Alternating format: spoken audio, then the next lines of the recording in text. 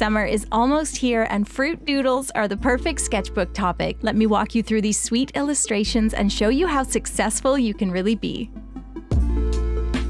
Simple fruit doodles are a great way to practice mixed media and figure out your own artistic style. So that is what we are all about today. Welcome back. My name is Shayda Campbell and we're going to jump right in. Remember, supplies are listed in the video description. So today I'm starting with marker and I'm going to do a few different fruit shapes. That allows my brush pen a second to dry before I go in with the colored pencil. And those are my two mediums. So when I say mixed media, I just mean a couple different art supplies. And that makes me sound really fancy.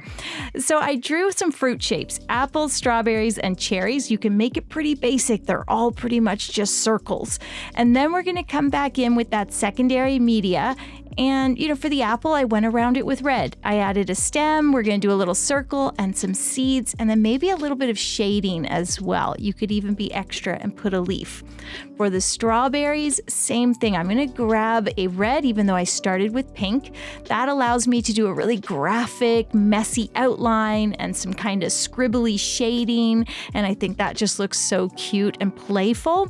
As I said, fruit, you know what fruit looks like, I hope. I'm going to believe that you know strawberries and apples and all that stuff. So by drawing and doodling those really simple shapes and forms, we're going to help you figure out what your artistic style is. Yeah, you can draw these just like me, but you can also say, like, how do I want to draw cherries? Some things that I'm doing, I'm leaving big highlight areas. So on the cherries, I've got this huge white highlight, and I think that looks really pretty.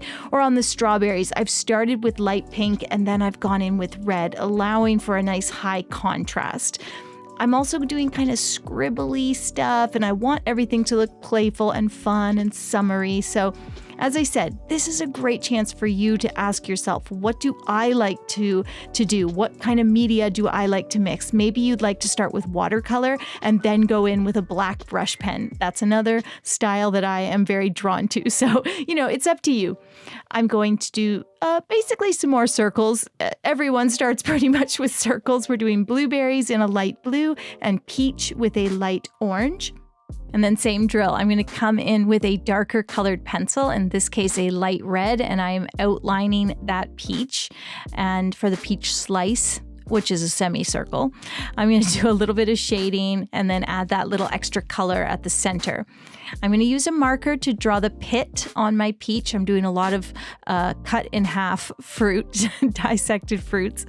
And then I'm going to give it a second to dry while I kind of scribble shade these blueberries. I think this is also a great chance to practice your shading and building up color. I started with a light blue marker for the blueberries. Then I went in with a light blue colored pencil. Then I grabbed a slightly darker blue pencil and we're going to add more shading. We're going to add a little nubbin, the little top of the berry, and putting that little top in different areas will help these look really round. And we're going to shade the sides ever so slightly. We've left big highlights on most of them. And then we could even go in with a purple or a really, really dark blue. So building up the color slowly is something that I am kind of practicing today while still keeping everything really playful and free and messy and scribbly and doodly and whimsical and perfectly imperfect. Okay, I'll stop.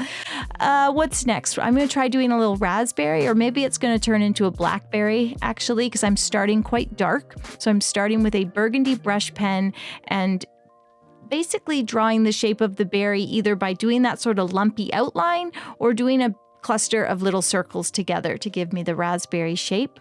And we'll do some leaves with our brush pen, our green brush pen as well, although you could just do that with the pencil crayon. Again, every little decision you make helps inform your artistic style. So do you want to do more stuff with colored pencil, or would you prefer to do more marker? Do you like scribbly, or do you want to do a stippling shading, or would you like to do a cross hatching?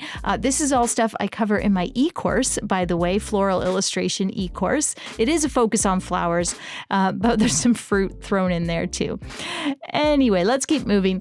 We're doing a kiwi, we're doing a fig. So starting with the basic shape, again, it's a lot of circles, okay? And we're leaving big highlights and then coming back in with a colored pencil and keeping it really scribbly. I'm going to say that word again. I want it to look illustrative, so I want to show the lines of the marker and the lines and markings of the pencil. Let's put some light pink in the center of that fig.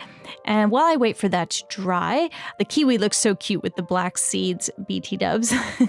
I'm going to go back in with a pencil and add some leaves to the berries and maybe a little shading on the kiwi. We could do 2 different colors of green, just like we've done a couple different colors of blue on those blueberries.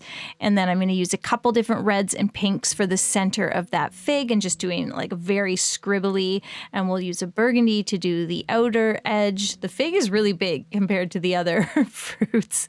Not that the fruits are in proportion to one another, but it's like a massive fig, the giant fig.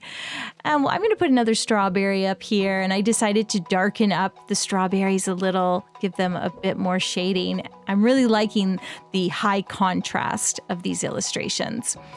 And then we're going to come down here, and I'm going to do some little berries. These could be like little, I don't know, pin cherries or something, red currants.